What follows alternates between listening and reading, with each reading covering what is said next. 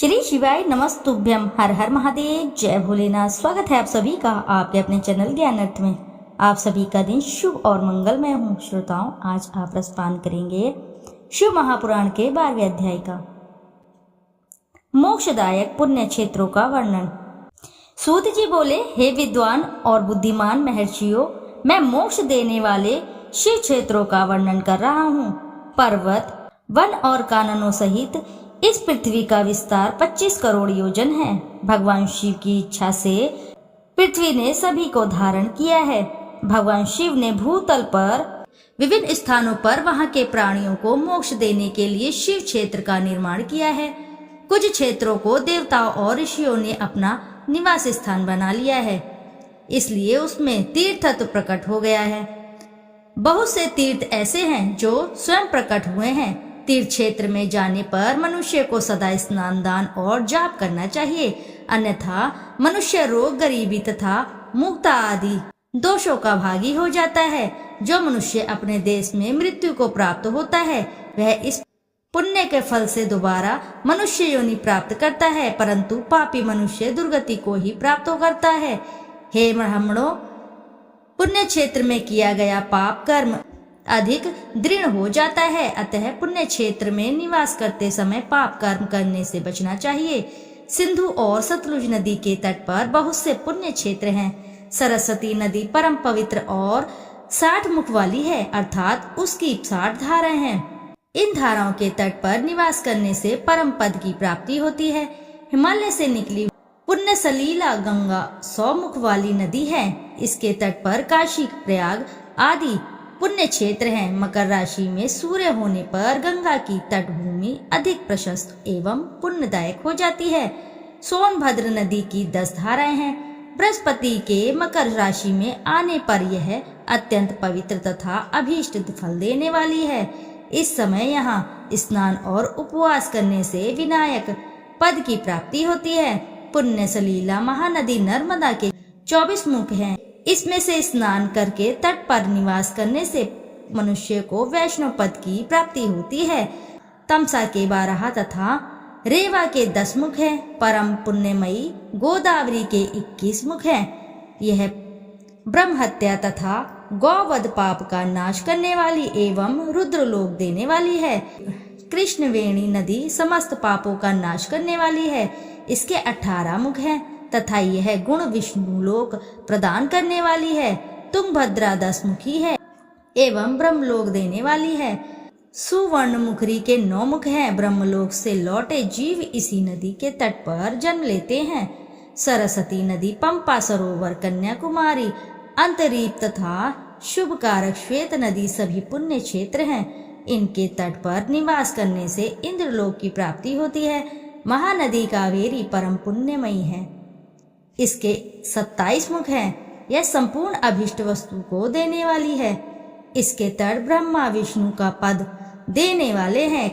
कावेरी के जो तट शैव क्षेत्र के अंतर्गत हैं, वे अभिष्ट फल तथा शिवलोक प्रदान करने वाले हैं। नैमिषारण्य तथा बद्रिकाश्रम में सूर्य और बृहस्पति के मेष राशि में आने पर स्नान और पूजन करने से ब्रह्मलोक की प्राप्ति होती है।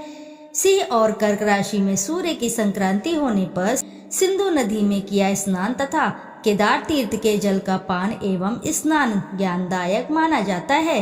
बृहस्पति के सिंह राशि में स्थित होने पर भाद्र मास में गोदावरी के जल में स्नान करने से शिवलोक की प्राप्ति होती है।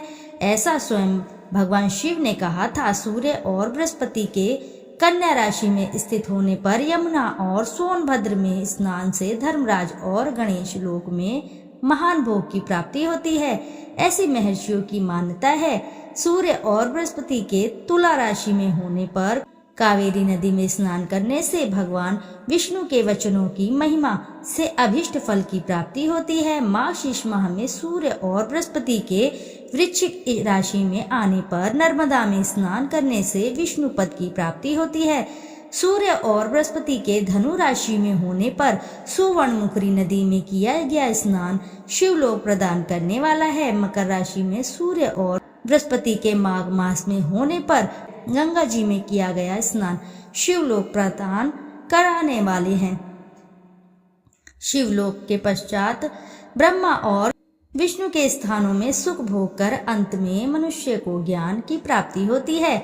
माघ मास में सूर्य के कुंभ राशि में होने पर, फाल्गुन मास में गंगा तट पर किया श्राद्ध पिंडदान अथवा तिलोदकदान पिता और नाना दोनों कुलों की पितरों की अनेकों पीढ़ियों का उद्धार करने वाला है। गंगा व गोदावरी नदी का आश्रय लेकर तीर्थवास करने से पाप का नाश हो जाता है। ताम्रपर्णी और वेगवती नदियां ब्रह्मलोक की प्राप्ति रूप फल देने वाली हैं। इनके तट पर स्वर्गदायक क्षेत्र हैं। इन नदियों के मध्य में बहुत से पुण्य क्षेत्र हैं, जहां निवास करने वाला मनुष्य अभीष्ट फल का भागी होता है। सदाचार, उत्तम वृत्ति तथा सद्भावना के साथ मन में दया भाव रखते हुए विद्वान पुरुष को तीर्थ में निवास करना चाहिए, अन्यथा उसे फल नहीं मिलता।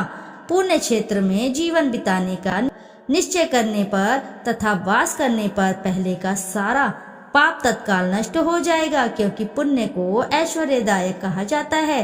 हे ब्राह्मणों, तीर्थ में वास करने पर उत्पन्न पुण्य कायिक, वाचिक और मानसिक सभी पापों का नाश कर देता है। तीर्थ में किया मानसिक पाप कई कल्पों तक पीछा नहीं छोड़ता, यह केवल ध्यान से ही नष्ट होता है। वाचिक पाप जाप से तथा कायिक पाप शरीर को सुखाने जैसे कठोर तप से नष्ट होता है। अतः सुख चाहने वाले पुरुष को देवताओं की पूजा करते हुए और ब्राह्मणों को ध्यान देते हुए पाप से बचकर ही तीर्थ में निवास करना चाहिए। इति शुभम। प्रेम से बोलिए प्रिय भक्तगणों, शिव महापुराण की जय। श्रोताओं, आज का अध्याय यहीं समापन हुआ। फिर मिलते हैं हम आपसे अगले अध्याय में, परंतु उससे पहले एक से आप छोटी सी रिक्वेस्ट है, यदि आपको वीडियो अच्छी लगती है तो वीडियो जरूर लाइक कीजिए, साथ ही चैनल को सब्सक्राइब करें और एक बार अपनी सच्ची श्रद्धा से कमेंट बॉक्स में जरूर लिख दें हर हर महादेव, जय भोलेनाथ। फिर मिलते हैं हम आपसे अगले अध्याय में। जब तक के लिए नमस्कार श्रोताओं।